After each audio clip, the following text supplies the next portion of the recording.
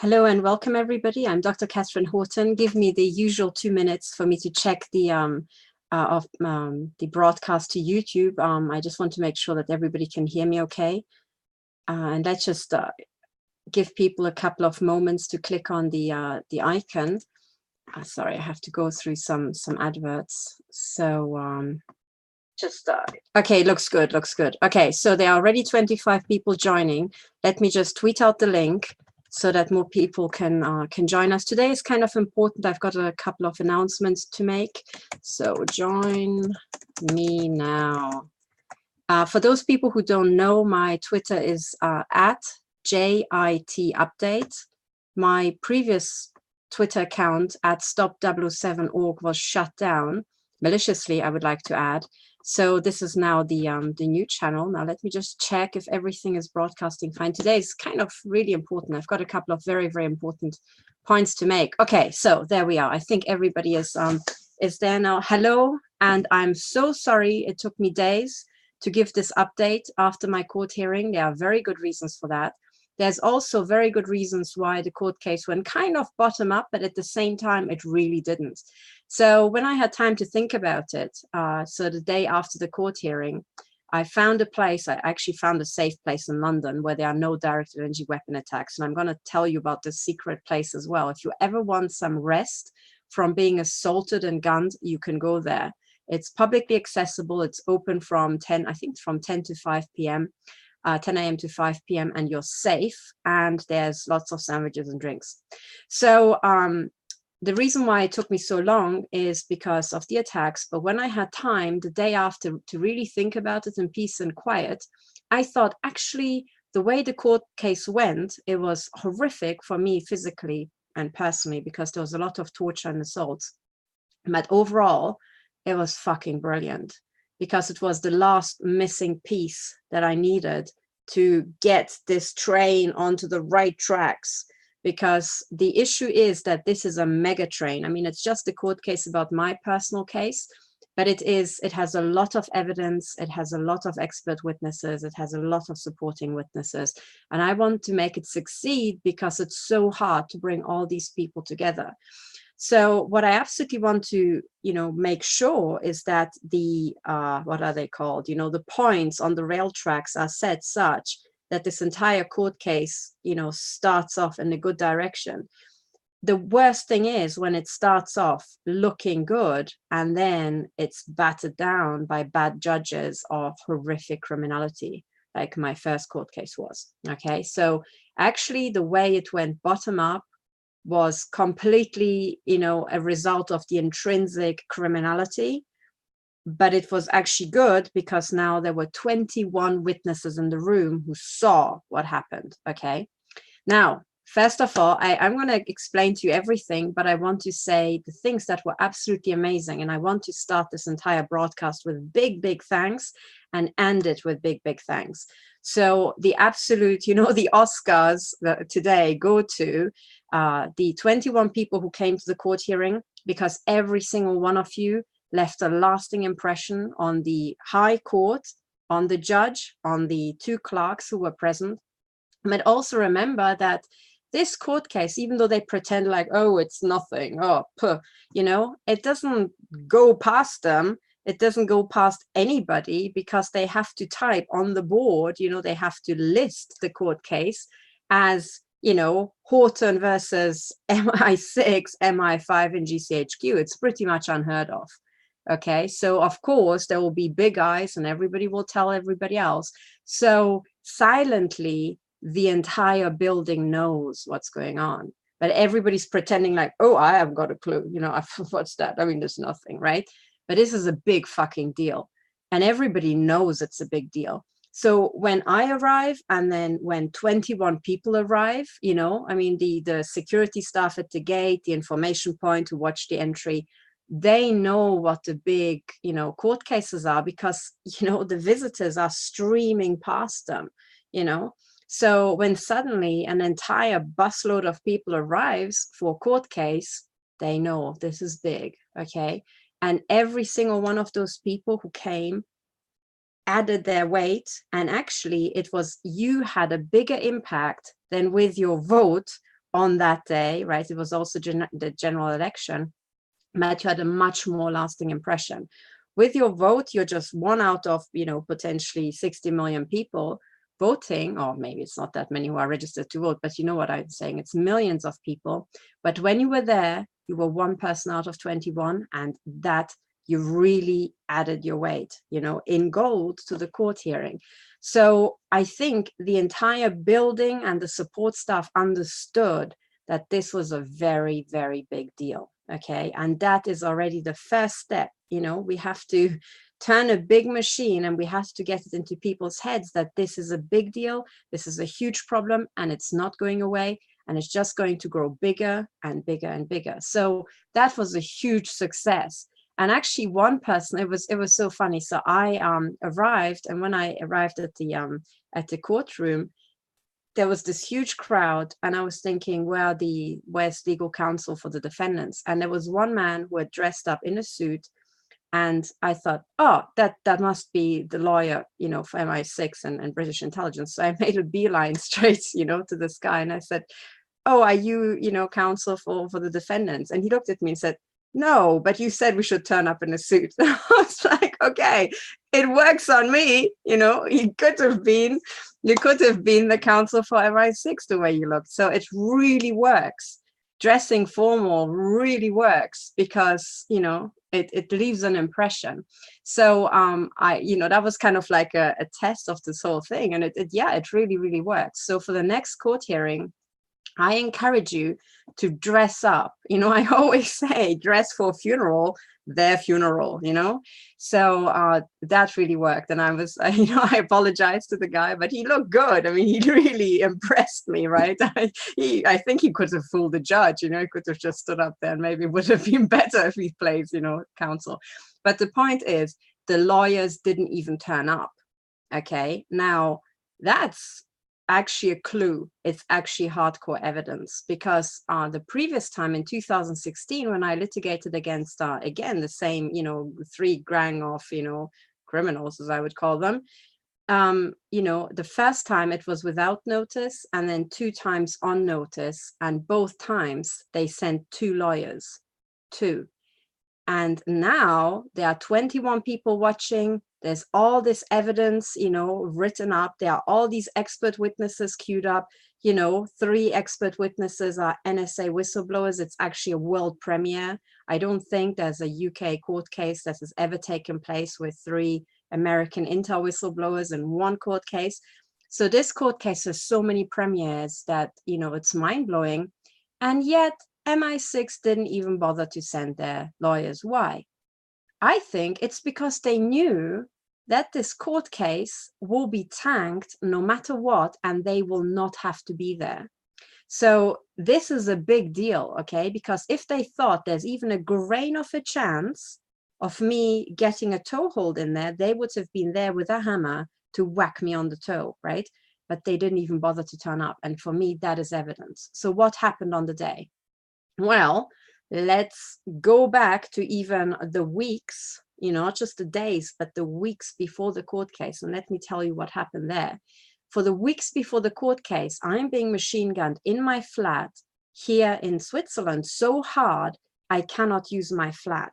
So I got into the habit of going to bakeries to work on my court case, to go to McDonald's. I love McDonald's because they have amazing coffee and super Wi-Fi. So McDonald's is the best place to work, right? And as soon as they park a car and start machine gunning me, I can either change, seats within the restaurant or go to another place. So imagine I can't prepare my court case in my own study because these Nazi psychopathic serial killers are machine gunning me so hard I have to flee my home. Now, the worst is at night when I'm stationary. They are machine gunning me so hard that the metal shielding around my bed is banging. And I have an audio recording for every single night. For many, I even have a video recording. Okay, so this is what's going on. And I'm collecting the evidence, but nevertheless, I'm also accruing the physical damage. So after you have survived a day of nonstop directed energy weapon machine gunning into your body, you wake up and you feel damaged. I sometimes cannot walk. I bump into things. I can't hold my balance. I've got difficulty talking. like my entire brain needs to rewire itself because holes have been ripped into it with pulsed energy projectiles. So what I started doing as the court case was approaching, the hammering became ever more intense. So at some point I thought, I'm not going to survive this. So I started going to hotels, and I was staying overnight in hotels. It is actually a huge difference. I have to say, if you book a hotel last minute, you can get a good night of sleep. Eventually they catch up with you, but they are not, the weapons are not set so well as they are in my home. In my home, they can kill me whenever they want to. In the hotels, they assault me and it's painful, but eventually I can sleep, you know? And so this is what I did. And I was going around in hotels in Switzerland. I even fled the country, and I was in Germany. There was a time when I was in the United States. I was trying to get some projects to work. And even there I was assaulted wherever I went. So these people were hounding me across Europe and the United States, assaulting me physically in the weeks before my court case. Now, what happened is when I flew to London, I was there already on Tuesday so that I can finish everything on Tuesday night, submit everything on Wednesday, and then on Thursday, there's the court case. Now, the reason why I left it so late was because of all the assaults, okay? I physically, on my own, I have to deal with the 10 testifying witnesses, right? I'm trying to collect 3 expert witnesses. There are all the other witnesses who are submitting the tick box affidavits. That needs a lot of maintenance because it's never just a perfect version. You know, you need to go through, check for mistakes and so on. And on top of that, I have to deal with all this, and I'm being raped, I'm being tortured with the chips, and I'm being gunned nonstop. It is too much. I would say that it's already too much for a single person without legal training to do any of these by themselves. Now, to do all of this is humanly impossible, okay? So what this court case demands of me is to do the humanly impossible, basically, right? Which I can try and get so far with, you know, the time that I have, but, you know, don't be surprised if it's not perfect and I don't succeed, right? So this is exactly what happened. The whole thing was already pushed harder and harder. And remember that these guys look through my eyes. So one problem I have is when I work on my court case and I'm just looking at the white page with just text on, they ramp on the chips and my head is literally being cooked to the point that I have hair loss. I'm suffering from hair loss because they are burning the hair off my scalp. And meanwhile, they are hammering my genitals. They are, you know, burning my breasts. They are shooting me through the face, you know, trying to cripple me by gunning my hips and my knees and the usual stuff, you know. So this is all going on, okay? And most people, remember, most people in these situations would be ready to kill themselves. So, but I don't have time to kill myself, right? I have to do all this and continue. And the closer you get to the court case, the harder these psychopathic Nazi killers are hammering me.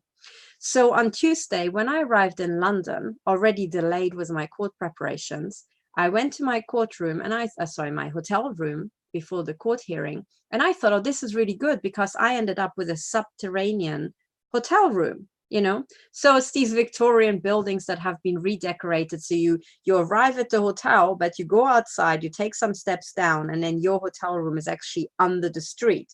And I thought this is really great because the way the street is, they can't really park a car. They would have to drive over and maybe try to shoot through the floor. You know, I thought this is going to be great. I will have some time, you know. Now, what happened is that while my court case was below ground, so the street is here, here's my hotel room, the hotel was here, and one hotel room was a kind of mezzanine. So it was between 2 floors. It wasn't ground floor and it wasn't basement. It was like this. And by placing the weapons, as far as I can see, in this hotel room, they could shoot diagonally down into my room and gun me to bits yet once more. Okay, so I arrived Tuesday night. On Wednesday, and also during the night, the machine gunning started up. Again, I was trying to record. Now, on the Wednesday, what happened is I figured out that I can escape the machine gunning if I lie down here along the wall, along the skirting board, keep my head down and lie there like a sardine pressed against the wall. And that's what I did. That's what I did for long stretches in my hotel room, trying to type, trying to think about the court case, putting the last bits in order. And meanwhile, these Nazi psychopaths are machine gunning from the room next door. And I can tell you, wherever I went, the people are young. So these are Nazi serial killers in their 20s being trained up by MI5, you know? I have no words for these degenerates, really. But imagine the day before your court case, you know, you are up against the skirting board on the floor. And when you're lying on your side, you know, it's actually really hard to stay on exactly on edge, like on, you know, like a knife on edge. So when I put my knee forward for stability, as I was typing on my laptop, as soon as my knee stuck out, they gunned it. So again, right, there's indoor surveillance. So this is how insane it was. And at some point, you remember, I came online and I made a broadcast. And that was after they started the pneumatic drill right above my room on street level. So they decided to break open exactly that stretch of road, which was above my room. Now, the entire room was vibrating. Okay. And that's what made me really laugh. I mean, but what is funny is, as I said in the last broadcast, as soon as the pneumatic drill started up, after about 20 minutes, I could hear people next door just leaving and leaving, and people kept leaving.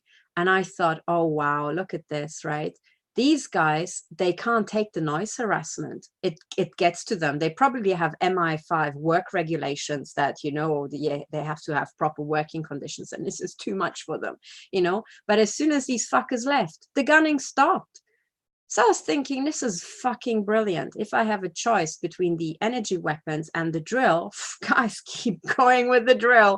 I don't care, right? I had to work, you know, during my entire school time with young children around and things like that, right? And the nursery next door. You know, I can work with a jet turbine, you know, howling next to me. I really don't care. But that's what it took for me to be actually able to sit at the desk and try to finish it all off, you know, in the room.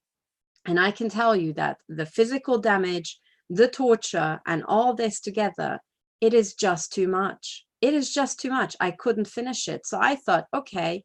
And through all this, what MI5 are trying to do is and you will know that from your targeting, they are trying to destroy this, destroy that. They try to go extreme, like in super psychopath mode, and they try to overload you with frustration and psychopathy.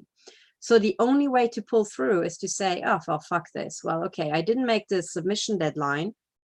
Not my fault. I don't think ever before in the High Court had a litigant had to do the preparations while being gunned with weapons of mass destruction. Okay, so fuck it. I didn't make the submission deadline. So fucking what? I have evidence that the litigants are the defendants are gunning me.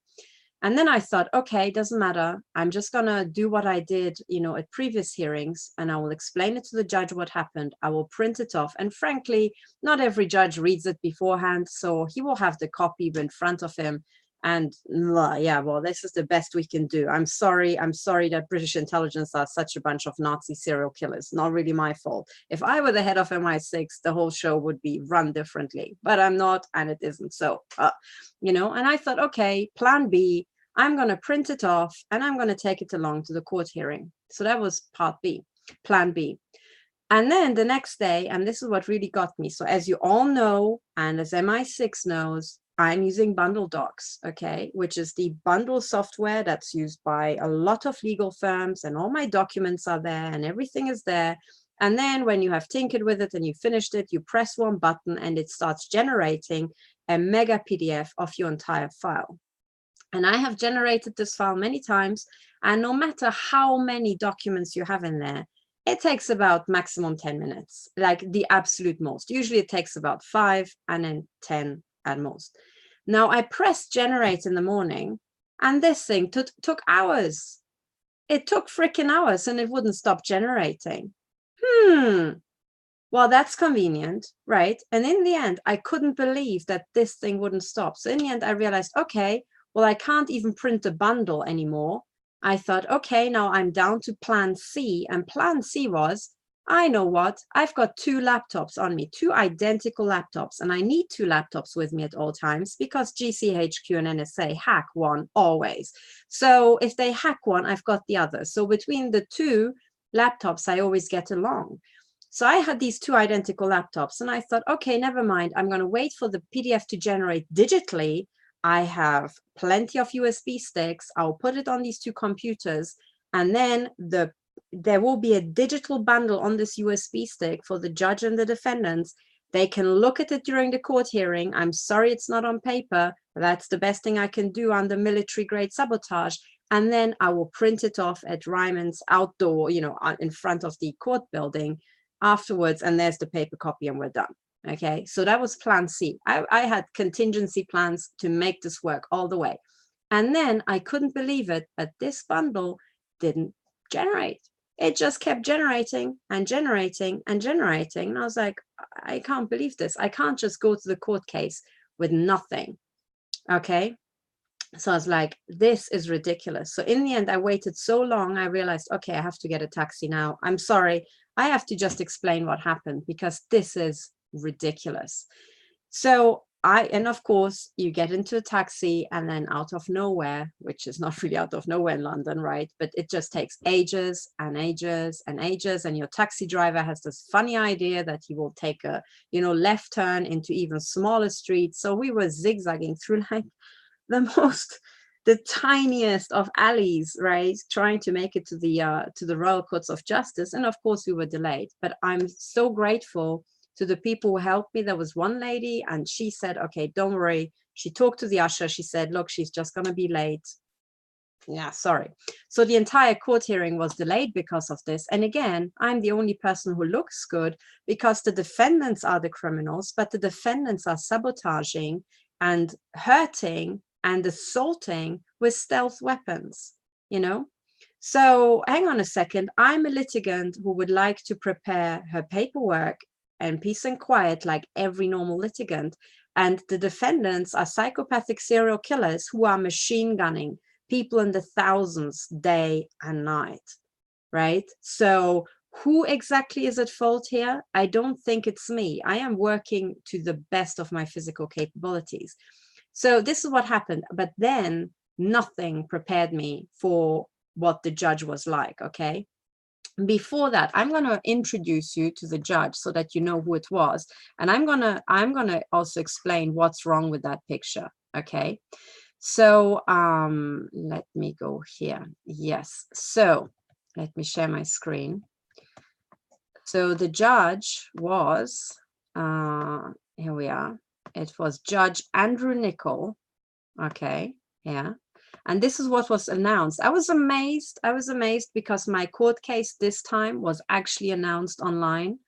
That hasn't happened the last 3 times in 2016. So, overall, we're getting somewhere with the High Court, it's almost like following procedure. So this was the judge, and people told me, they said, oh, it's your court case is now online, it's announced, and this is the judge. Really good news, he looks like a good guy. And I type his name into Google, and the first thing that comes up is, this is a sir, right? This is sir. So this is like incorporated into the Crown, the Crown Corporation. That's what it means. He's an agent of the Crown. Okay. So I've got an agent of the Crown, right, who's a High Court judge. And he was educated at the City of London Free Men's School, and then at Cambridge, and then at Harvard.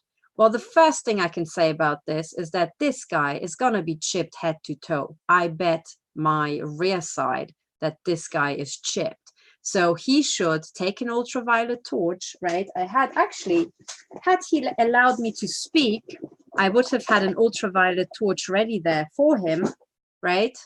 And I could have given it to him as a gift, but surely from his, surly estate and from his judge's salary, he can afford a £10 ultraviolet torch.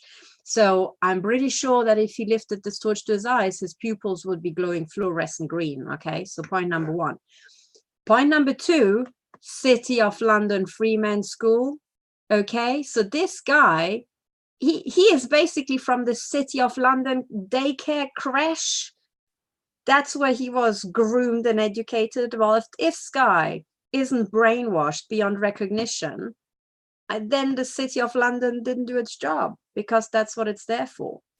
So what is the City of London Free Men's School? I mean, look at the City of London Free Men's School is here, and this is their crest, okay? I mean, it has Knights Templar and Switzerland and dragons and, bloody swords all over, okay? So that's a good start. So this is the City of London Free Men's School. It's a co-educational private school for day and boarding pupils, okay? So it's in Surrey, England. And it is the sister school of the City of London School and the City of London School for Girls, right? Which are both independent single-sex schools located within the City of London itself. So in other words, this guy went to the City of London's, daycare creche that's not in the City of London. It's kind of like a little, City of London, offspring, daycare holding center in Surrey. Okay, right? I mean, what are the freaking chances? So this is the Free Men's School. And then let's have a look at the original City of London School. So that is right at the heart of this, right? And when you read this, the City of London School, also known as CLS, is an independent day school for boys in the City of London. Okay, so this is the sister school. It should be called the brother school, but anyway. Yeah, maybe there's cartel signaling in that, so the sisters here, these boys in the other school. But anyway, so when you all three schools, so it also says it is a partner school of the City of London School for Girls and the City of London Free Men's School. And then here comes the clincher. All three schools receive funding from the city's cash. Now, what would that be? What is the city's cash? So the city's cash, right? And this is now the City of London coat of arms, okay, is an endowment fund overseen by the City of London Corporation, as in the Crown Corporation, right, built up over 800 years and passed from generation to generation to fund services that benefit London and the nation as a whole. Well, that's Wikipedia for you. I would say it's built up over 800 years to benefit themselves, okay? I mean, come on. And it is one of three funds run by the City of London Corporation, the other two being the City Fund and the City Bridge Trust. Okay, so the city's cash sounds like, there's the City Fund, which sounds like, oh, it could be an investment fund. And there's the city's cash is like probably the billions of, petty cash that they have to just throw around, This is what it sounds like to me.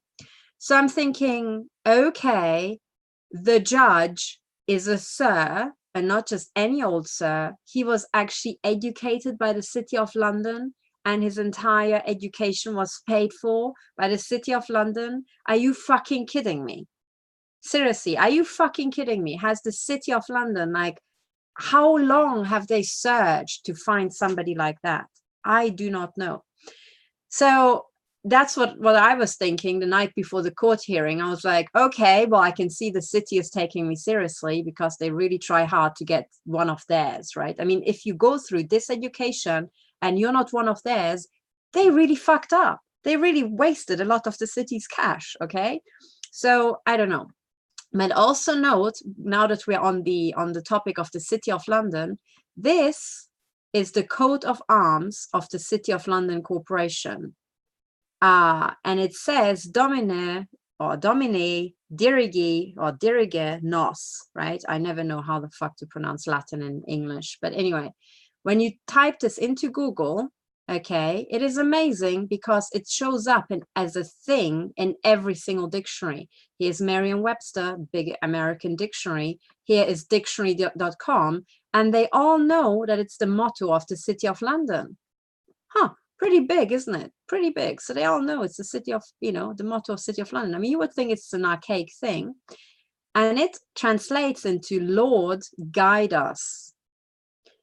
So the Lord guides the City of London. Now, what you have to understand is that the Bible is a brainwash manual issued by the freaking Vatican crime cartel themselves, okay? And they find it so important that they place it in all their little pods right around the world, the little churches, as the number one brainwashing manual. And the number one figure in that brainwashing manual is the so-called the Lord. Okay. And they kind of have the word God, and they also refer to it as Lord, which is kind of funny because it's an aristocratic title, wouldn't you say? So when they say the Lord is guiding them, it almost sounds like it's some sort of aristocratic, earthly title.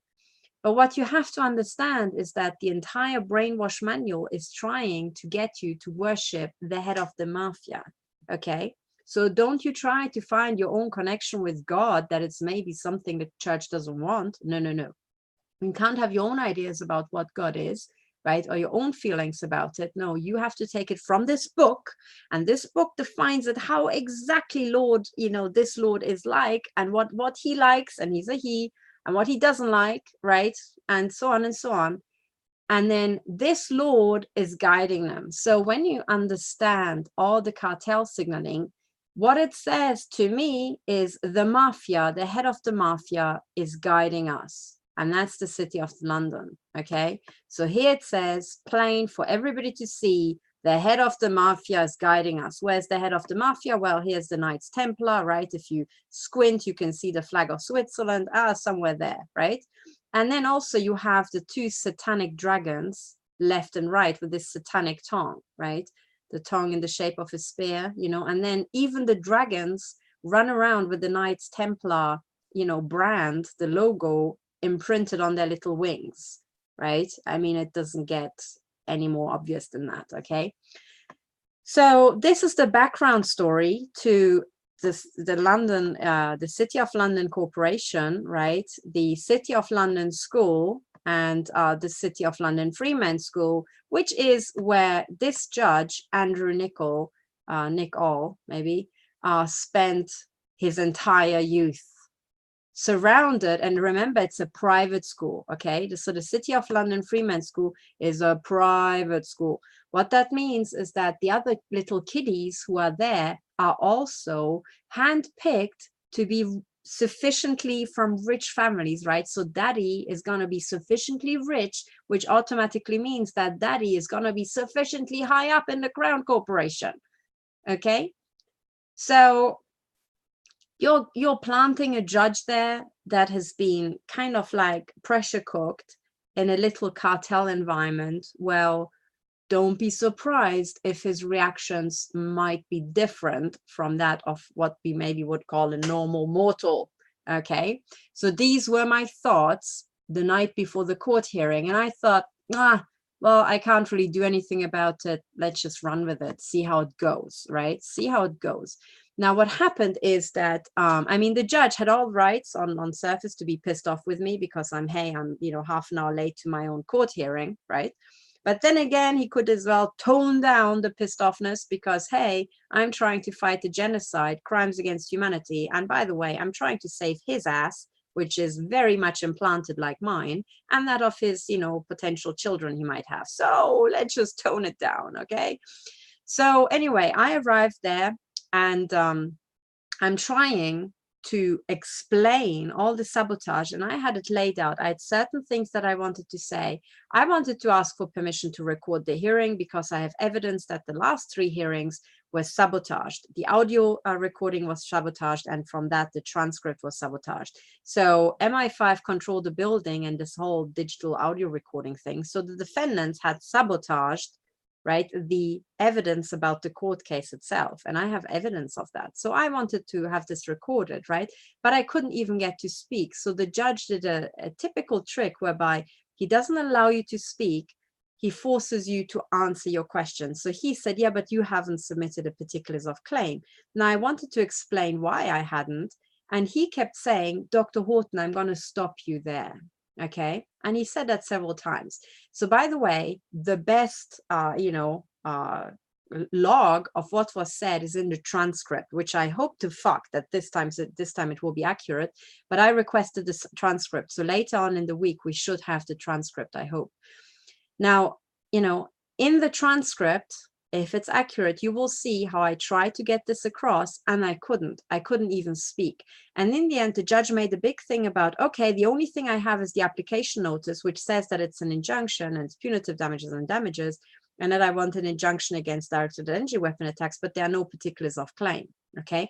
And he said to me, the defendants need the particulars of claim to be able to respond to them. Well, what I would like to argue is that the defendants have been watching me writing the fucking particulars of claim live. In fact, they had sabotaged the first version of the particulars of claim, which was 170 pages long, and they replaced it with a document that was 20 pages of the symbol hash. I'm pretty sure the defendants have multiple copies of my particulars of claim already. In fact, they dynamically respond to the content of my particulars of claim with, brutal sabotage. So much about that point, but there's a much more fundamental legal point that I would like to make here, which is the injunction hearing, okay? And this is just the injunction. It's not the full works, right? It's not the full legal court case about the punitive damages and all the other stuff, right? This is just about the injunction.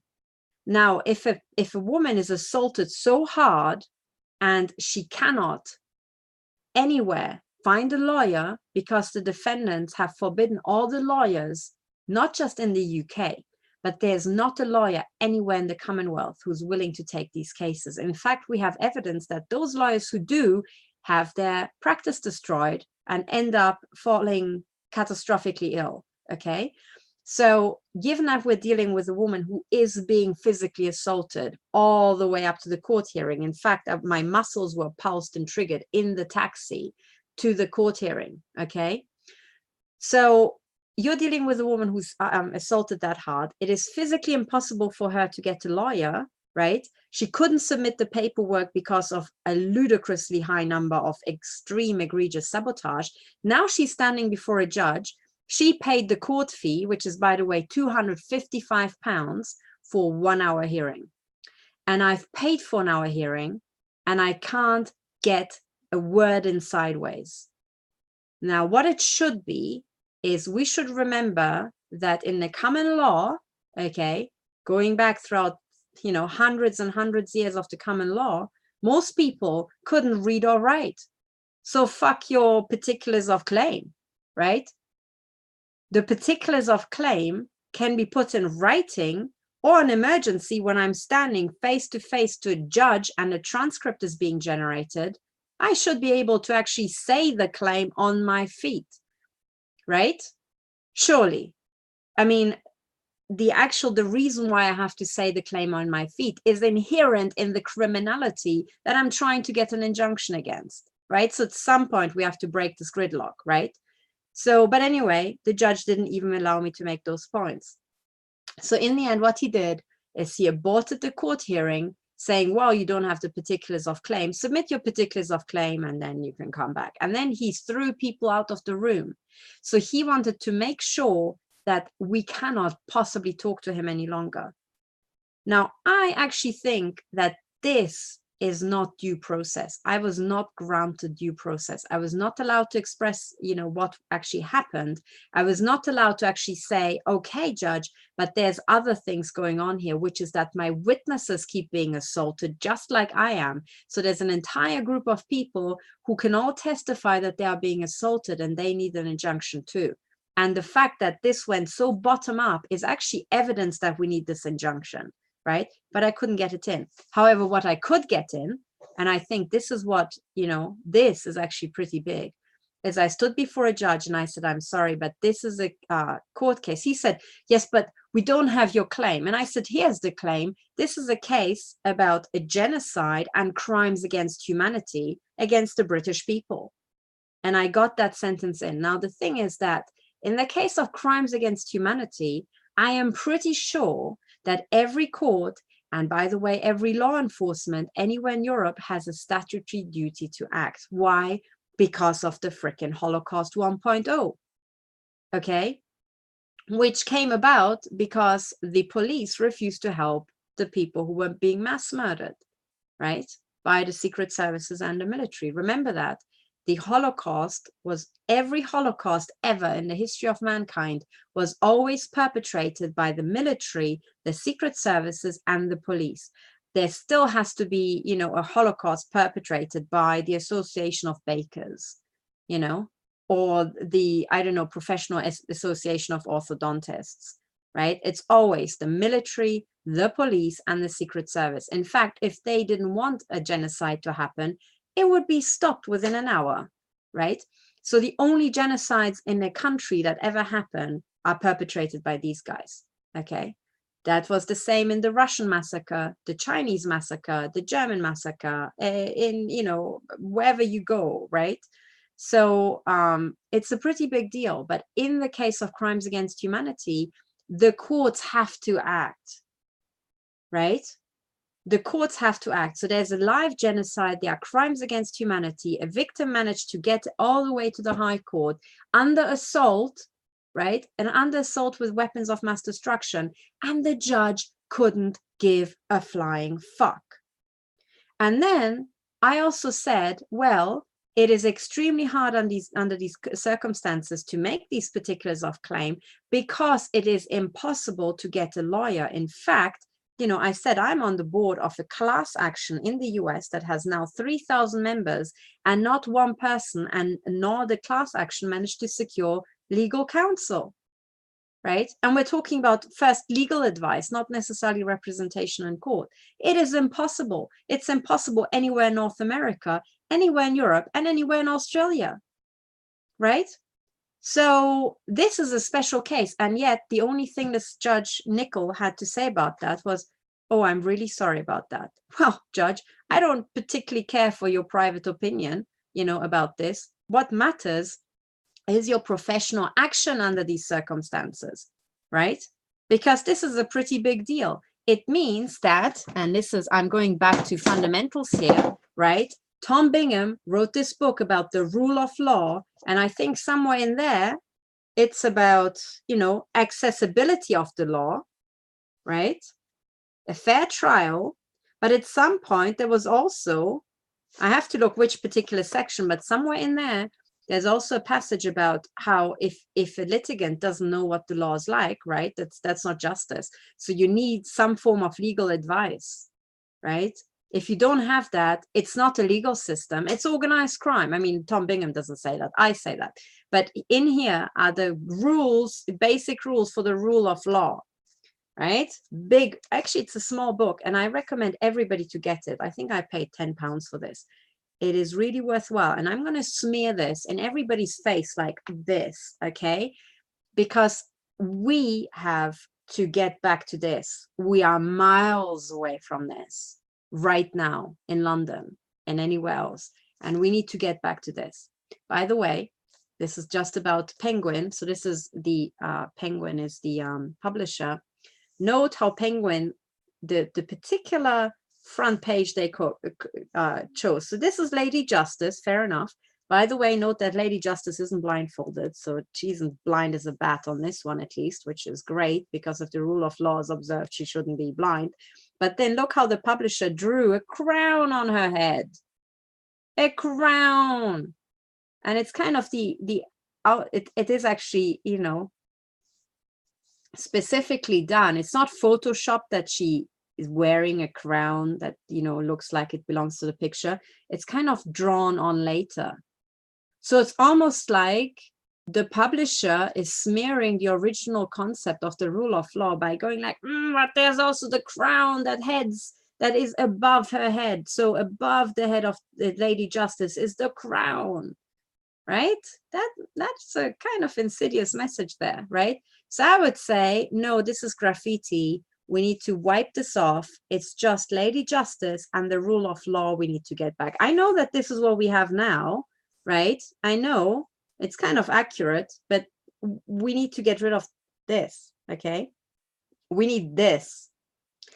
So anyway, and so the judge said, oh, I'm really sorry. Okay, and the whole thing was terminated and we were outside. And I was like, okay, I'm not going to go thermonuclear here because, hey, it's, you know, It's to be expected, okay? We can't assume that we're just going to walk in and sue British intelligence, which has been, you know, basically Vatican intel, and had the, you know, the license to murder, rape, and torture and kill for millennia. So they're like, whoa, what is this? Okay, so fair enough. But then when I was standing outside, and then later on in the day, people approached me, and some of my witnesses approached me, and they said, but why was the judge smiling when you said crimes against humanity and a genocide? And why did he have no questions? Why, you know, could you tell him, like, there's an ongoing genocide, that people can't get lawyers to help them, crimes against humanity are being perpetrated, and he had no questions. He wasn't like, crimes against what? Say again?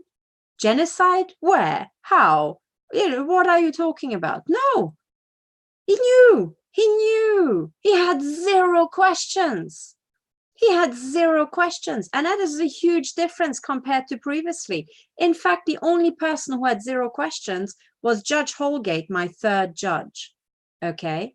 And that again is smoking gun evidence, because I'm sorry, when a judge doesn't have any questions about big things like that, it means that he knows. He could have asked on the spot, but he was like, well, genocide, okay. There's some sort of genocide happening here in London, but I mean, sorry, I don't have this I don't have this form. I don't have particulars of claims. So I mean, you know, the genocide has to just continue until I get this paper, right? So I'm thinking, hang on a second, MI6 didn't send their lawyers, even though last time they sent 2, right? They knew this is going to tank, and the judge had no questions. You know, like me saying genocide and crimes against humanity, it would have been like, yeah, but it was raining outside, right? His reaction was just like that. You know, it's like, yeah, sometimes it rains in London, everybody knows. It was just like that. Yeah, sometimes there's a genocide in London, everybody knows. You know, whoa, big deal. You know, that's a big deal. And it's actually a much bigger deal than people realize, you know. So I was like, okay. My bad that I didn't manage under military grade, you know, machine gunning to produce all this and jump through all the hoops. But I did tell a high court judge before 21 witnesses that there are crimes against humanity and a genocide. And I'm going to get that transcript, and that fucking transcript, that's what I'm going to work with, right? Because what happened after that, and this is why I was angry about what was done to me, but I was even angrier when I saw how badly my witnesses were tortured all the way coming down to London, right? Coming down to the court building. They had to go through insane retaliation. They were tortured all the way. The people who had voice to skull, MI5 blithered in their ear and was jeering, right, about how my court case is going to tank anyway. So we have the defendants howling like degenerate morons into the ears of my witnesses during this court case and after the court case, and they're really hammering my witnesses after that, and me too. Okay. So I was like, okay, this is what we're really dealing with here. Okay.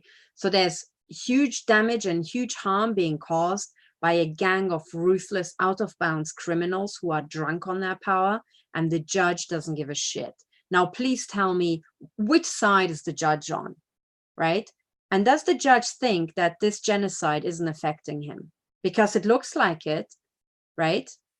I mean, if I had been a judge and I don't know about it, and there's suddenly a Dr. So-and-so and 21 people behind her, right, supporting her, and she's coming and saying something about genocide and crimes against humanity in London, I would be like, tell me more. You know, the Daily Mail didn't bring that, right? Now, if I were a judge who knows about all this, right, about the genocide, and I would think, oh shit, this is a really bad thing, I would be like, okay, girl, you don't have the particulars of claim. What the fuck happened? Because you clearly have a PhD. You managed to write your, doctorate. You've got a first from Oxford, right? You can clearly stick to deadlines. So what the fuck happened, right? And what the hell are we going to do now? What do you need to be able to write those particulars of claim, right? This would be a normal judge.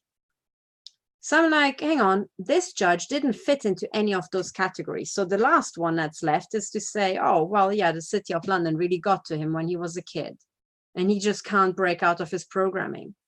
You know, he's like, oh, yeah, some poor people are being genocided. Oh, you know, and this is how it comes across, you know. Yeah, but well, I'm so sorry to hear that. Yeah, well, I have to go now.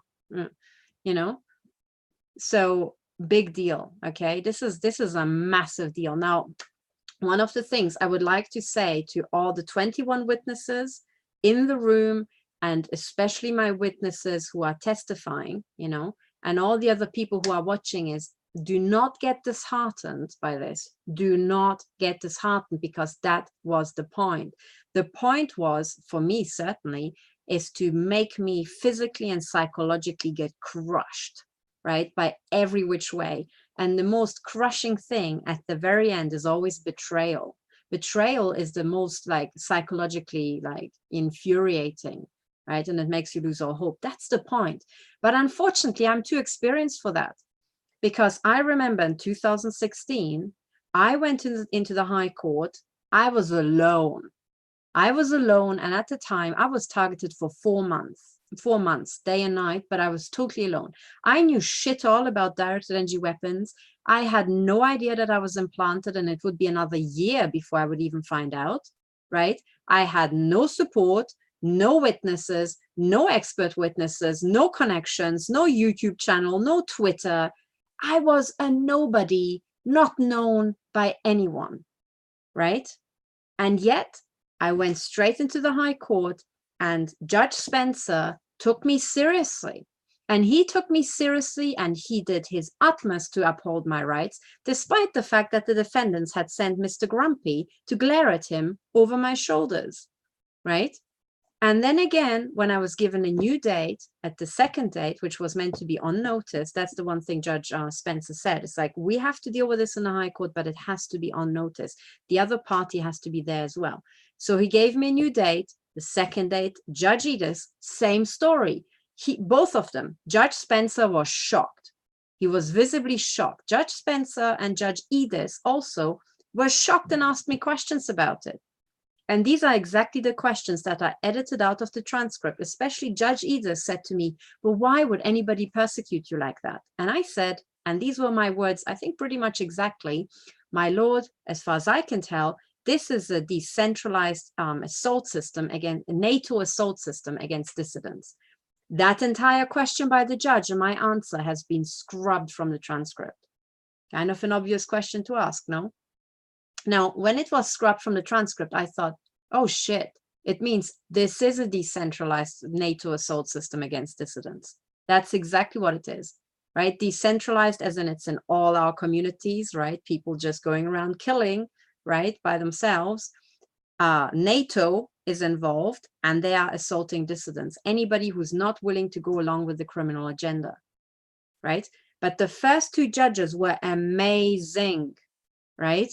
And you walk out of the court case, of the courtroom, and you think he has done exactly everything how he should have, how I expected him to do it, and how he should have done it. There's literally nothing I can criticize about him, nothing. Now that is what I call a real judge, okay? When you come out of the court case and you think, if I met this judge in a dark alley, I would kick the shit out of him just because I can, then something went wrong there, right? Because when you have actually genuinely the rule of law, right? The rule of law is kind of like the optimum in the system, okay? This is why the rule of law is connected to the Carnot efficiency of a society.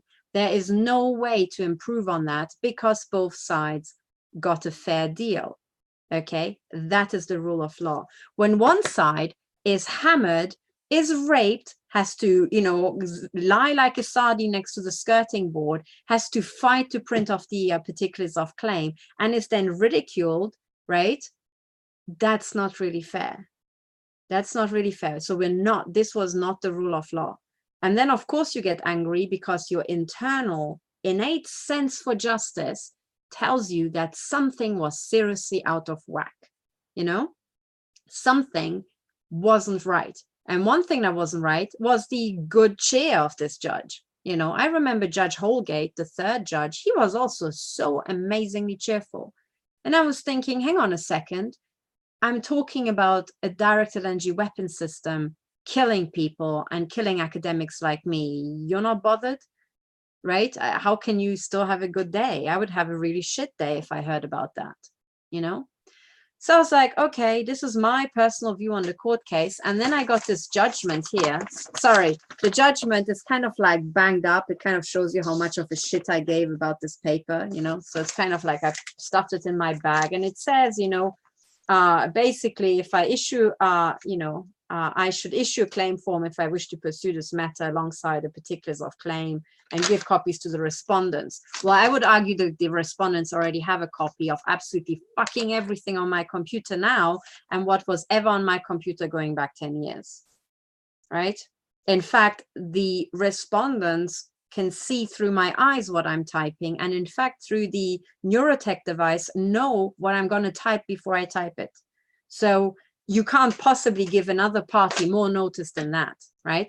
Now, the other thing that I would like to point out is the format. It looks completely different. Maybe there was a revamp of this, but it has this like line, the seal, and then it has the stamp. That is not how these judgments looked like last time. So let me just share my screen and show you where you can find the information on the last court case. And then I'm going to explain to you what I'm going to do next. Okay. And this is the thing. So, okay, let me share my screen. And the reason why I make a big deal out of what things look like is because, as it turns out, oh, by the way, okay, so go to stop007.org, go to classified. Yes, this is about me. And then here you will find my qualifications.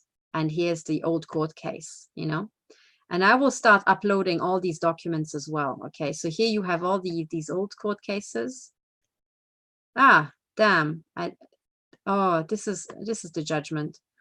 But previously the court orders, yeah. So if you see this, so there's the seal. The seal looks different. Okay, so here it's the Royal Courts of Justice on this one, and then no sidebar, and then you have this. And then on this version, there's a different seal. It's like the UK seal, right? And then not the Royal Courts of Justice, and you have this line. So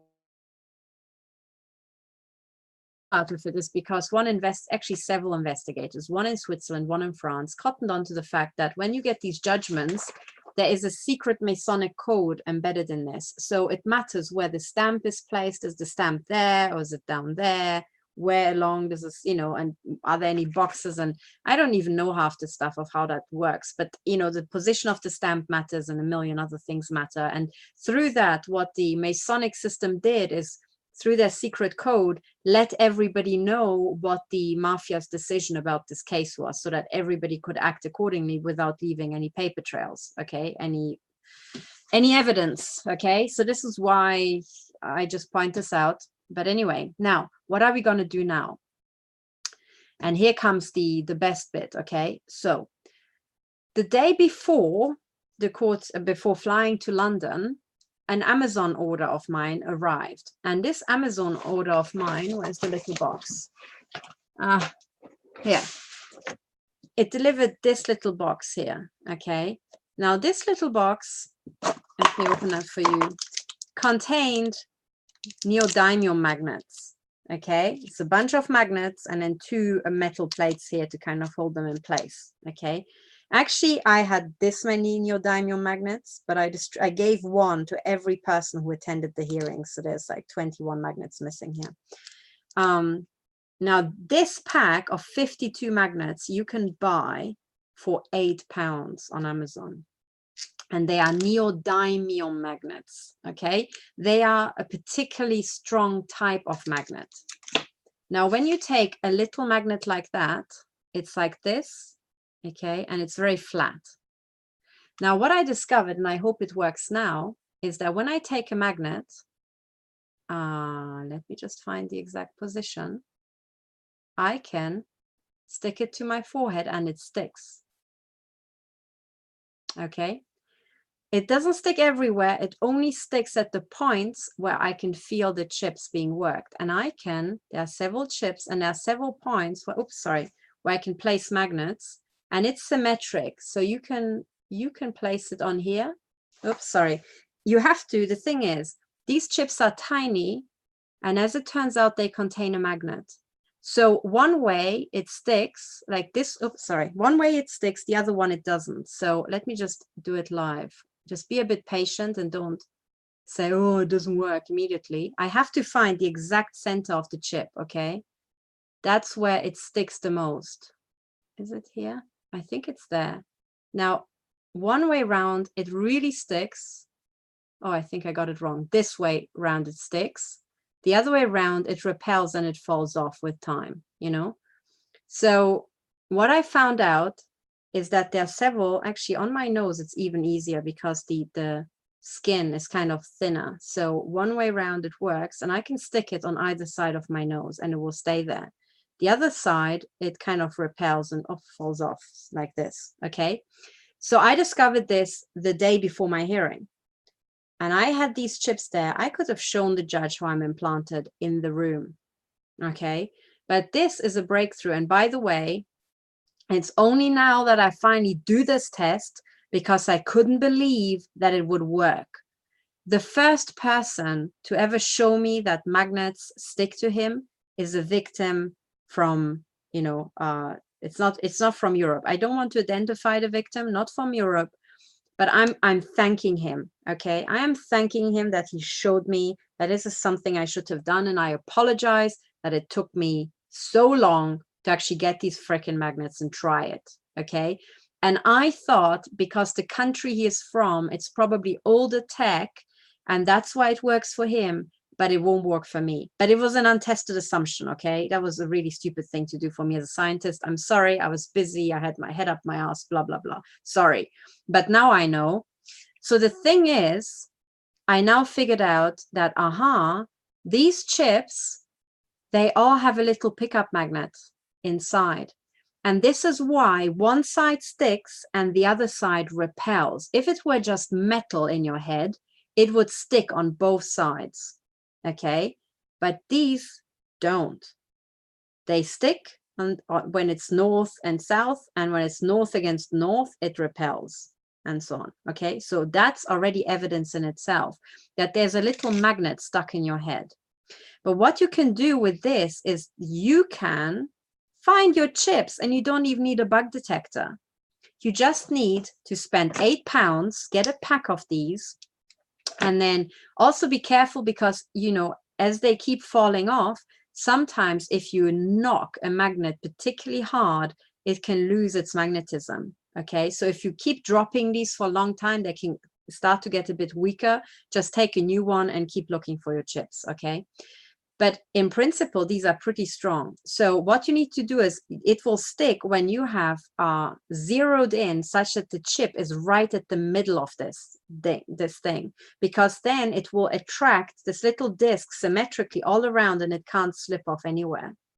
Okay, so this is actually cheaper and better and visually much more convincing than a bug detector. Okay. And the guy who first showed me this, he could stick these all across his body, exactly where the chips are. And the locations where he photographed, I recognized them as known chip sites. I have seen scan reports from people saying that this is where they are. Okay. Now, the thing you have to know is that these things for £8 are only so strong. So if you have a chip deep embedded in tissue, then the tissue, right? Or maybe like me, you kind of put on a bit for winter, right? Then the layer of tissue between, or body fat between the chip and this magnet, if it's too thick, it won't stick, okay? So I would say the first place to check is your forehead, okay? Because there the chip is very close to the skin, your nose area, and things like that. Or sometimes your hands, joints around finger joints and stuff like that. And when you are looking for the chip, it takes a bit of patience, but after a while, you can feel the pull. So you can feel that at certain points, there's a pull. If you have the magnet the other way around, you can feel that, At certain points, this thing is being repelled by something.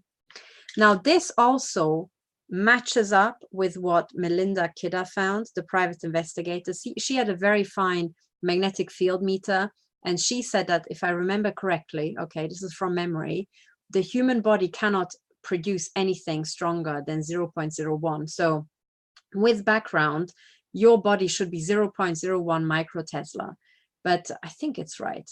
I hope I got the units right, but it's something like that, 0.01 microtesla.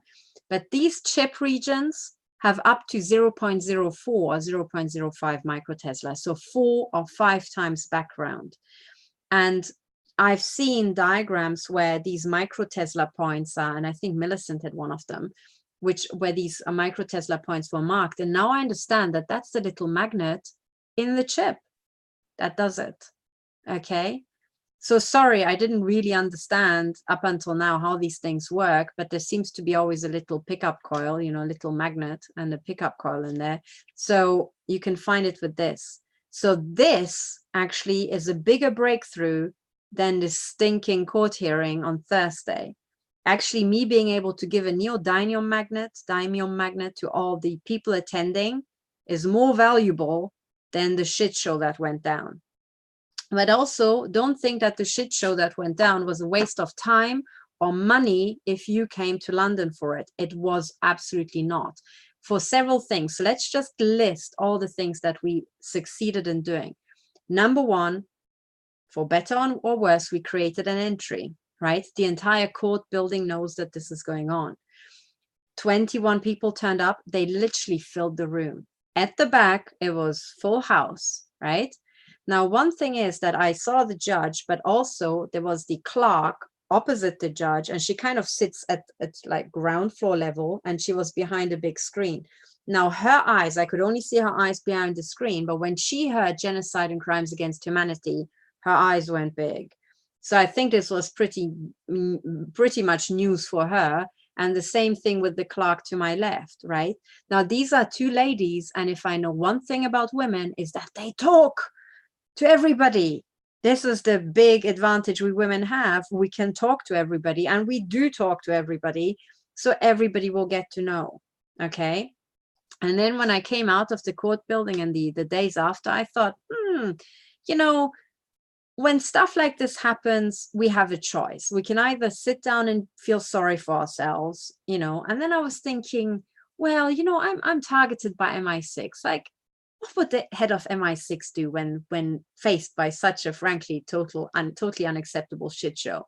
You know, does the entire, you know, organization fall into mourning? Do they raise, you know, flags on half-mast and everybody runs around feeling sad and mopey for the rest of the day? Or do they all think, well, this was unacceptable, I'm gonna fuck you up so bad, right? And I think this is what we should think. How can we fuck them up real bad for what they have done? I mean, in a non-violent way, but nevertheless, in a fucking up sort of way. And I thought, well, I think I can do something straight away. And so I went back to my hotel room very, very late at night, and I sent reports to everybody to inform them what it was, you know, what went down. And then the next day, I met somebody who had flown out from America, and you know, she's in Europe right now. So that was a super great you know, meeting. But then when I went to the meeting, I had to catch this person quickly, so there was no time for the tube. So I hopped into a taxi, and I was like, I can do something straight away now.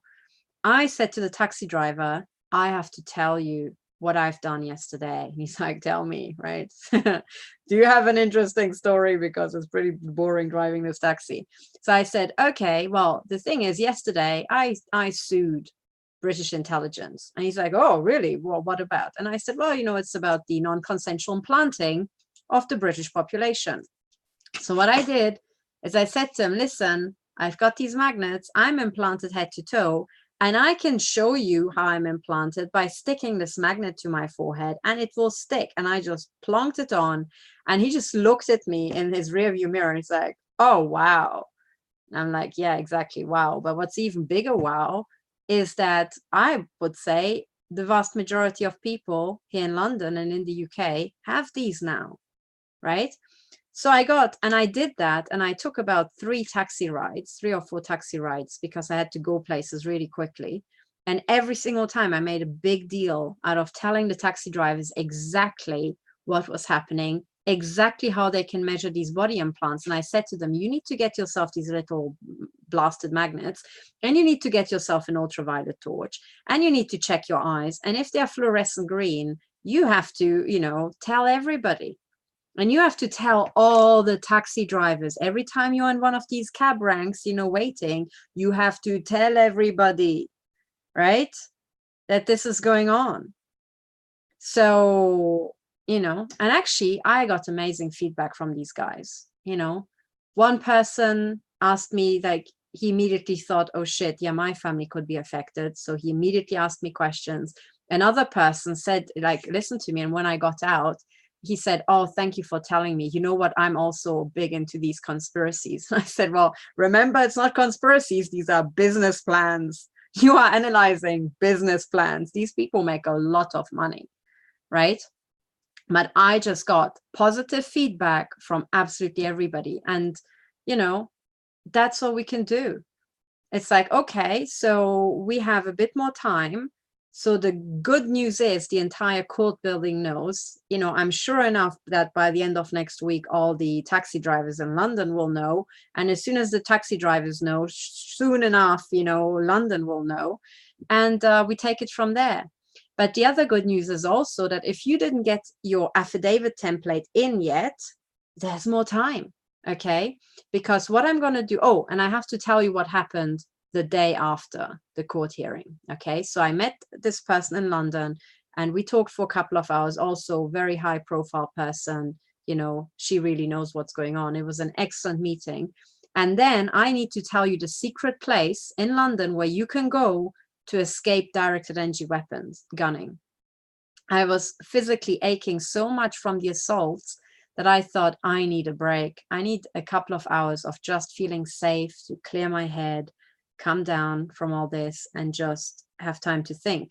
And I thought, where could I go where they wouldn't be shooting around with directed energy weapons? I was like, my first thought was, I could, surely the MI6 building or MI5 building. I was like, I'm pretty sure I ain't getting in there now. So how about the Metropolitan Police building? I'm pretty sure I would be safe there, but I don't really want to go there. And then I thought, I know what, the cafeteria of the Supreme Court. I've been there before, and it's great. It's actually a lovely place. So when you go into the Supreme Court, it's a public building. You can go in. You can even go in and have a look around when there are no hearings, just to see the building and its architecture. So, and I was there with my trolley, okay, with my suitcase. So my suitcase, my massive bag with the 2 laptops, and I just dragged it to the Supreme Court. I went inside. You have to go through a metal detector, and your bags will be scanned by X-ray. So I had them all scanned, and inside I was, and it was like, I feel so much better here now. So you go downstairs into the cafeteria, and you're in this beautiful, beautiful inner courtyard, It's sealed, so it's heated. And there's this wonderful little coffee shop down there with great sandwiches, absolutely excellent tea. And you can just sit there at the tables. And that's what I did. I was there for hours, just going through everything, setting everything up, preparing the next move, and just, thinking about stuff. So if you are in London, you're a TI in London, and you want a couple of hours, or you want somewhere safe to go with a friend to have a coffee, go to the cafeteria of the Supreme Court. No directed energy weapon gunning inside anywhere, right? None. First of all, anybody who goes in has to be scanned, right, through an X-ray machine, right? So a big directed energy weapon will kind of show up. And it is just perfect. It is a safe haven where you can go. So I was there up until closing time, which, actually, I think that closing time is 4:30 p.m. Okay, so 4:30 p.m. And one of the things that I got out of it, because it's here, let me just show you. It's right behind my laptop. They were selling these for £5. I was like, okay, I'm going to get one. It's a book on the Supreme Court for £5. It's like a big, it has all the architecture and the history explained. And I was like, you know what, I actually want this. I want to read up about it because it's a big deal. Okay. The Supreme Court and its integrity, as much as the High Court, is a big deal. And the people who are set up the Supreme Court in its current version understood that and have worked very hard. The Supreme Court, this building, is actually for the first time an independent judiciary at the highest level. Before, all the Supreme Court judges were inside the House of Lords. They were the so-called law lords. Okay, now how independent are you when you're surrounded by all these crown agents, right? I mean, not very. So new building, and they even changed their internet address, which was originally supremecourt.gov.uk, into just supremecourt.uk, because they wanted to emphasize that they are independent from the government. And recently they came up with a Supreme Court judgment saying that actually, I think it's right. I have to check it again. Okay, so this is from memory. Check first. But they also said that the judges are not crown agents, which is important actually, because we need more people to get independent from the crown corporation. So that has to be fixed down in law, that you can't have, you know, judges part of that. My view is that the entire judiciary should be paid directly from taxation with an actual pool of money that doesn't even go, you know, through the government. The tax should be paid to the treasury, and one part should be paid straight to the judiciary with full public accounting, right? And then we have an independent judiciary. When these judges' money comes straight from the people without, you know, having to beg for money from the government, but a certain percentage of all the tax ever taken. So if they increase the tax, they increase the payment to the judges. Only then do we have an independent judiciary. Okay, so by and large, on the surface of it, it went bottom up like you couldn't believe. But actually, in real terms, what it also showed me is the importance of insisting on an independent judge. I'm sorry, a judge who was grinning in the face of genocide and crimes against humanity, who was educated at the City of London school, that just won't do. Okay, he clearly doesn't get it. He clearly doesn't know that he's implanted. And my advice, you know, would be to Judge Nichols to get himself a neodymium magnet for £8, a ultraviolet, you know, torch for £10, and just shine it into his eyes and look if his pupils are bright green like mine, you know, because then he knows that during his school time and his time at Cambridge, he was implanted just like I was during my time at Oxford, you know. And that's another thing, right? I'm from Oxford and he's from Cambridge. No surprise that, you know, he wasn't really that much in favor, right? But anyway, so this is it. This is what we got out of it. So I found a safe haven in London where people can go, publicly accessible during the week. I found out that you can find your chips with these magnets in the exposed areas where there's not that much tissue. Okay. Also, if you're kind of like skinny-ish, try your rib cage, you know, along your rib cage, because there you might also get find some chips. And then what else? Yes, the other big win was that we actually got all these 21 people to meet each other. That was worth gold. Okay, really, really big deal. We also showed the entire court system how important it was. And now I have a reason to have a big complaint about all this, about what the defendants did, how the judge reacted. And I insist on actually a decent judge, really. I mean, I personally want Judge Spencer and Judge Edis back, because they have a proven track record for these crimes against humanity. We need a judge with a proven track record of integrity. We absolutely need one. Not every Joe average judge can just come in and, you know, say his 2 pennies worth, because this is about crimes against humanity, not just in Britain. This case is of international importance. So this shit matters. And by the way, it's also about saving the UK royal family, which apparently still doesn't get that they are also to be acid stripped and murdered. And it's about saving the judges and their families too, you know, who are all going to be implanted, right? As far as I can tell, right? So now what happened, and I have to kind of, you know, tell you what happened the day after the court hearing. So I checked out of my hotel on the Friday. And then, and by the way, this is also why it took me so long to actually make this update. So Thursday night, I arrived back home at around, I think, midnight, and I finished giving phone updates at 3 a.m. And then the next day I checked out early on. I met this other person, which was really great. And then after that, I went on booking.com and I got myself a new hotel room. And that one was next to King's Cross. And the reason why is because I wanted to go to the British Library and consult a couple of books on law that I can't really get in Switzerland. So I looked up ordered a couple of books for the next day. And then I went into this hotel, and I kid you not, I went to the hotel and I arrived, I checked, it had great Wi-Fi, and I sat down and I wanted to work. And then the Wi-Fi stopped working and I started being assaulted. I actually think that the directed energy weapons were gunning the room so hard that they jammed the Wi-Fi.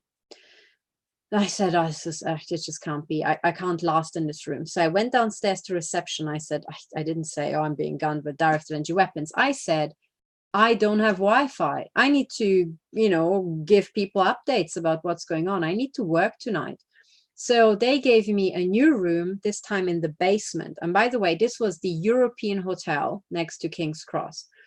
So I was there, and then I even have the thing from the next hotel. Yeah. So then I was downstairs. I was again fine for 20 minutes. Suddenly I could hear cloppity, cloppity, clop in some room around me. And then the directed energy weapon gunning started it again, and the Wi-Fi was not workable anymore. So I was like, come on, right? So I got all my stuff together. I went upstairs and I said, I'm sorry, but the Wi-Fi doesn't work. I need to work now. So I was talking to a really nice guy. He was really flustered about this. So what he said is, okay, he fought and got me a new room. And this time, and he said, actually, his Wi-Fi stopped working, right? I mean, these weapons seem to have jammed the Wi-Fi in the entire reception area, right? So he gave me another hotel, and this time I ended up at the Belgrove Hotel, also next to King's Cross. So I arrived and I changed hotels, and I think it was about 1 a.m. or 1:30 a.m., something like that, by the time I got there. And in the Belgrove Hotel, I was standing at the reception. And as I was standing there, this young woman arrived with a massive suitcase, and she came through the door, looked at the receptionist, and she said this odd sentence of, I'm in room 42. I already have my key. Right? And this other guy was like, okay. Now, if you arrive at 1 a.m., right, how can you already have your key when you're arriving with a big suitcase? Now, if you were there before and you already picked up your keys, right, why are you dragging this big suitcase still around with you, right? And why doesn't the receptionist recognize you? And why do you have to announce it to the receptionist? Why don't you just go straight to your room, right? So as I was standing now, I was thinking, hang on, this sounds more like an MI5 tagline here, you know, like a code sentence. Like they can't say I'm from MI5 and I'm going to move into a room that will be next to hers, right? So they have to say, look, I already have the key. I'm in room, you know. And she said, yes, I'm in room 42. So, you know, I was like, this is really strange, but, you know, let's see. So again, I'm given a room again in the basement. I go down, Wi-Fi is working super. I feel perfectly fine for 20 minutes. And then the gunning starts again. And this time it was hard, you know. I was like, this is ridiculous. So in the end, I packed my stuff together in the third hotel room. I went upstairs and I said, I'm sorry, I want to check out. I just want to check out. It was the same chain of hotels. I said, I just want to get out of here. So I checked out at 2 a.m. in the morning. There was no Wi-Fi. So at 2 a.m. in the morning, I ended up on a London street, no Wi-Fi, no hotel, nowhere to stay for the night. So I had to go to the closest McDonald's, thank God for McDonald's and their free Wi-Fi, get on their Wi-Fi, and then go back on booking.com and find the last room available for the night that had already started and was halfway through. I ended up, what was this called? It was called I think the Gresham Hotel. which is right behind the British Museum. So at 2 a.m., I relocated to the Gresham Hotel. When I arrived, curiously, next to reception, there was a guy standing there with just a mobile phone, not talking to the receptionist, just at, you know, as you do at 2 a.m., 2:30 a.m. in the morning, just stand around it next to reception with a mobile phone, you know. And I already thought, okay, this is the MI5 signal of we're here. And I checked into that hotel and I went upstairs to my room. I went straight to bed because I was exhausted. And what happened is as soon as I turned the lights off, the machine gunning started. So I was like, okay, I got out my little green measuring device, this EM Fields. For those of you who don't know, I took this, what is this thing? Here, this one, I turned it on and I was filming it and I could prove, and this is how low the background is here where I live. I live in the back end of the back of beyond. No backgrounds, nothing. But when you're in a city, you typically have some sort of signal, okay? So I had this on and I was filming, it was next to my head, and I was filming that the attacks would start as soon as I switched off the light. And then they would hammer my head specifically. So pretty much what you saw just now, right? These shots. So suddenly it flashes up, right? If I hold it to my head, right? And then you can see shots and then nothing again, right? But this is what it was like in the hotel room. And crucially, I mean, your mobile phone looks and sounds like, or rather looks like that if you just use the LEDs, but this has an audio output, and the directed energy weapon assaults sound fundamentally different from all the normal, you know, residential appliances that you would have in a home. So I have this video now of assault starting when I'm switching the lights off in the 4th hotel room that night, the 4th hotel room. So no one could have been assaulting me like that apart from MI5, apart from the one organization that had tracked me all the way there, right? So this was Saturday night, and I can tell you I didn't sleep very much. So on Sunday morning, I got up and I was thinking, man, I just don't have the energy to do this anymore. I have been assaulted so hard physically. So what I did is I just booked the next flight and I flew back Sunday night, back to Zurich. And I thought whatever books I would have read in the British Library, I'm just going to order them off Amazon and actually buy them outright. And that's what I did. So your donations basically pay for this legal literature, but also this legal literature will be turned into something that other people can benefit from. So this was pretty much it, right? So on Sunday, this was Saturday night I flew back. Sunday, I just needed the day off. And today I was just trying to find my feet again and, you know, tidy up and get back into working. So this is what happened. Now, what are we going to do now? And I'm going to tell you how we can turn this around. Number one, my particulars of claim are written, so I can submit it. But what I want to do is I want to make a police report for every single freaking assault in these hotels.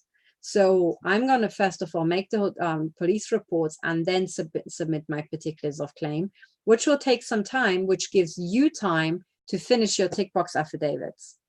So if you were really miffed of not making the deadline, well, it just got extended thanks to MI5 and MI6. Okay. So right now I have about 42 tick box affidavits, and I would love to take that up to 50.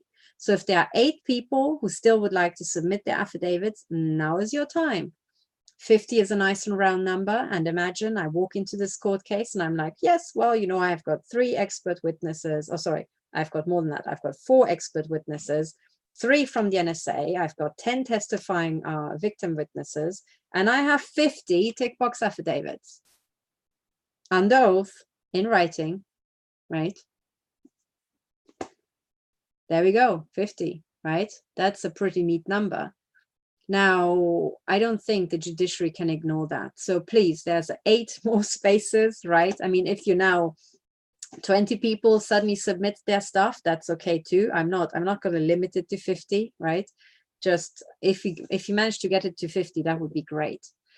So this is what I'm going to do. And I want to fight for the right to be able to travel to London without being assaulted by these Nazi psychopaths. Seriously. I mean, where are we? And I have to say that walking around London is a lot better, but I still get assaulted in coffee shops, you know? In coffee shops, people log themselves into my body area network, and yeah, they are assaulting me. They are causing me pain, you know? And that's just not acceptable. I mean, we need to start rolling it back. And what we need to do is we need to have this, right? Without the crown, this. That's what we have to get back to. And right now, the rule of law is not observed. And the rule of law is not observed, not because I didn't manage to put in my particulars of claim, okay? The rule of law is not observed because I, as a litigant in the preparation for the court case, am being physically assaulted to the point that I cannot cope. I have physical lasting damage from the assaults of the defendants. And the defendants refuse to assault me. The defendants assault me, you know, all the way to the courtroom. And then in my private hotels, in my private homes, in my family's homes, and in every country of the world I travel to. Right? Now, and the genocide and the crimes against humanity, that's the big deal, not written or spoken claims, right? I am perfectly happy to speak under oath and actually, you know, say my claim, the claim that is relevant for this injunction hearing, right? But anyway, doesn't matter. They kind of made a dog's ear out of it, but it was to be expected. But that goes also on the file.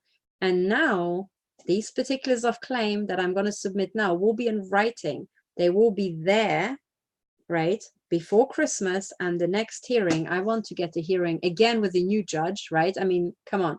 I had happy judge hopping 4 times now. I had 4 different judges, right? I don't actually think that a case of this magnitude benefits from judge hopping, but I presume that they will hop again.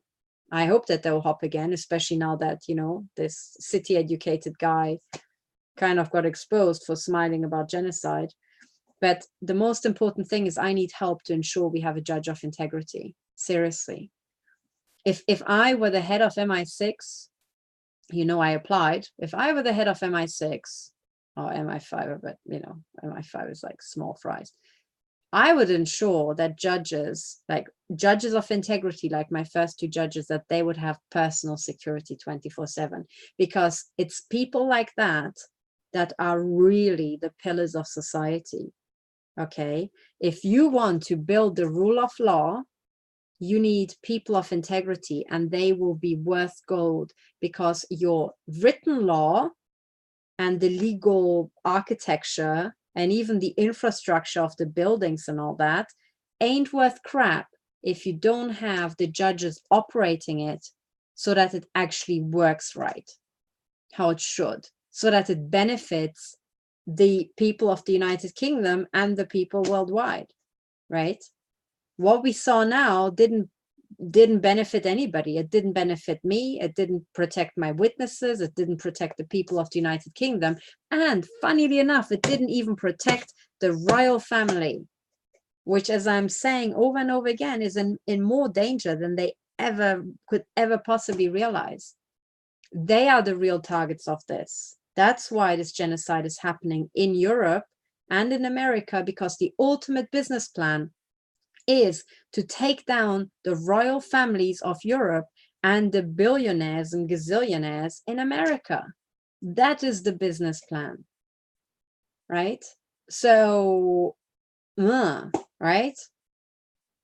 But on the other hand, what you see is this fight between the City of London, right? I mean, I can't make it any clearer. The City of London, as in the Vatican Crown Corporation, and the rest of the world. So you now saw the battle lines right there, right? That is exactly what we are fighting. But at the end of the day, this Vatican Crime Cartel Crown Corporation, I mean, as far as corporations go, it's a bit of an old, crappy, badly managed shit business, right? It's just a shit company, okay? It needs a management revamp. But also for the rest of humanity, it's just not survivable, okay? So this is what happened. Now this week, I'm going to get my ass to work on this. I have lots of stuff to do. I want to submit it. Please hurry up with your tick box affidavits, get them into order, and then let's get this. I want to file it before Christmas. And then I want to file on paper an injunction for the protection of myself and all my witnesses, testifying witnesses, and those testifying in writing only with the tick box affidavits for frickin' Christmas. And this Christmas, I want all the torture and all the V2K to be switched the fuck off by MI5 and other intel agencies. The Five Eyes can switch V2K off if they could just be fucked. They could stop accessing my genital implants, and they could stop raping me if only they could be bothered. Right? But instead, no, they get kind of sexually obsessed with people, and they are obsessed with torture, maiming, and murder, right? So I don't know what it takes. I don't know what it takes to get it across to people, but I think a judge's order would really help. Okay? So my goal for this Christmas is to have all this torture shut the fuck down. We know who's doing it. The telecommunication companies are involved. The military contractors like Lockheed Martin are involved. And every single secret service on the planet is involved. So, you know, they shouldn't be able to just go home for Christmas and be with their families while this torture is ongoing. We know where they live. There need to be a court order that, no, you will not have a happy Christmas, Andrew Parker, if this shit is going on in the United Kingdom. Okay? So this is what I'm working on. Now, summary, if you want to protect yourself and your family, step number 1, 10-pound ultraviolet torch that will emit a kind of funky purpley light. Okay, check your eyes. Don't shine it too much and too directly into your eyes like I'm doing, or you will go blind. Get yourself these little magnets. Okay. Again, 8 pounds or something like that. I mean, you get an entire pack that you can give to your family. Okay. So for Christmas, remember, it might freak, you know, auntie auntie whatever, you know, Jane out a bit, knowing that she's implanted. But hey, the good news is that now she probably knows where her headaches are coming from, and she knows that she's in line for multi-million pounds of damages. Okay, so happy Christmas, right? Merry Christmas to you all. That's what we're working for. Now, I would like to finish this by thanking absolutely every single person who supported me. I would like to thank all my witnesses who came down. Oh, damn, it says my battery is running low and I'm about to lose you all. Just give me a sec. Just give me a sec. Okay. Saved. Now, and know that nothing has been wasted. No money and travel expenses has been wasted. No time has been wasted. No emotional energy has been wasted. This is all an investment into turning this millennia-old machinery. Okay, so I'm gonna get to work now. Okay. Thank you to my donors, because it's only thanks to you that I managed to get my ass over there, and I managed to last through all this, and I managed to get all the other things done that I needed to get done. Okay, it is thanks to you that I can afford these legal books. Okay, and it's always just thanks to you that I even managed to live this long. You know, so know that you have done humanity a great service. We now have, you know, we have an entry here. Okay, I'm going to scan these and put them up online. Yeah, they look a bit like I got them out of there's even a hole here, you know. It's like I got it out of the jaws of a pit bull, a British pit bull, which is kind of true. Okay, and we're going to get to work, you know. And as before, my goal is to have this whole thing shut down, not just for myself, but for absolutely everybody around the world. You know, my goal is that this Christmas, we shouldn't have any more people being tortured by these mad people, you know. So thank you so much for listening. Onwards, right? And remember, the next step is that we absolutely have to do our utmost to ensure that we have a judge of integrity. It is super important, right? Because these judges can make or break the best court case, right? I mean, this was really easy to break because it was already broken when I turned up. But, you know, you kind of like the mask came off. I think we really all saw what the City of London types are like. You know, they kind of laugh at genocide and crimes against humanity, it seems. And it's just not acceptable. It's just not good enough. We need a better judge, you know, someone who's got better judgment, right? I mean, this is not really great judgment, is it? How hard would it have been to look really sad and say, oh, I'm so sorry, Dr. Horton, but my hands are tied. I can't do anything, you know. But no, instead, he was really jolly. So that's not good judgment. But anyway, so hang in there. I know how hard it is for you victims. Hang in there, keep working on your affidavits, keep putting all these things in place, and remember that no work is ever wasted. This entire thing that I did with the affidavits is such that it can be recycled into eternity. You only do the work once, and then you have your affidavit in writing under oath, and you can put it into any court case. You can use it for your own court case. And once it's all written down and in place, you just take the same PDF and you just submit it to whoever needs supporting evidence for their own court case. Okay, that is the plan. So that's it. And yes, and for Christmas, get yourself this book, The Rule of Law by Tom Bingham. Very important. That's what we need around the world. It's a very good summary, very thin book, a great resource to look things up. And, you know, I think that summarizes what we don't have and what you want back. So thank you very much for listening. Also, before you go, I think I think Twitter and YouTube are preparing to really fuck us over on the 1st of January 2020. They'll have new terms and conditions. So please make sure that you have, I mean, first of all, subscribe here to stay up to date, but I'm also going to start migrating my videos to other platforms so that we'll have redundancy, you know, so it will not just be YouTube that hosts my videos, but I'm also moving to Vimeo. I'm moving to, what else did I move to? Well, Vimeo, there's the Russian site, RooTube, but it only has a 1 hour limit on videos, so it's kind of awkward. And I will find some other sites as well. Okay, but you will be able to find my videos in many, many more places, and it doesn't matter where you watch them, as long as you get the message. Also, I would like to get back into having regular videos on set dates, or I'm giving updates so that you know to expect one there. I kind of let everything go to hell the last couple of months, you know, because of just targeting. But I will have set dates, you know, and I will announce that next time. So what day is it today? Today is Tuesday, Monday. So how about I'm going to give you an update on Thursday. Okay, Thursday.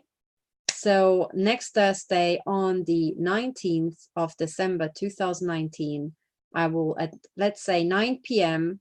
European time, which is 8 p.m. British time, which is 3 p.m. New York time. You will see me again speaking in English on this channel. And then I will try to maybe something like Wednesday, I'll do an update in German, or maybe tomorrow on Tuesday, you know, because I have to update the German people as well. But I will get into a much more regular thing. And also, if you like my work and you want, you know, this to be fought, please support me on Patreon. So my Patreon site is patreon.com/Stop007. Let me just share my screen to show you. It's this website, patreon.com/Stop007. And there you can have a membership. Now, the thing is, the membership is kind of very open. I don't restrict my videos. I don't want to restrict my videos. I want everybody to be able to, you know, support me monthly with whatever they can give. But, you know, if you give $5 monthly, that's like $2.50, you know, each for coffee that you buy me once per month. Would you buy me once per month a coffee, you know, just to support my work? I think most people kind of would, you know. So if you feel like that, then please give me at least $5 per month. If you feel like, oh, fuck, I would just, you know, do much more to fight these criminal bastards, then please donate some more. And of course, if you're a multimillionaire, you know, if you just give me $5 per month, you're one stingy bastard. So please, okay, how much would you pay for this thing to be fought by your employees? There we are. But anyway, so this is it. And I will also read this book about the Supreme Court, you know, because it also goes to the right to the core of the rule of law. And yeah, that is it. And you will, it's still work in progress, and the next update is coming. So thank you so much for listening. Stay strong. And I hope that you also see me struggle and you realize that you can survive even that. So you all have your struggles in your life, and know that you can get through anything with a bit of flexibility, a bit of humor, and a lot of patience. So thank you very much for listening, and bye for now. I love you all. Bye for now.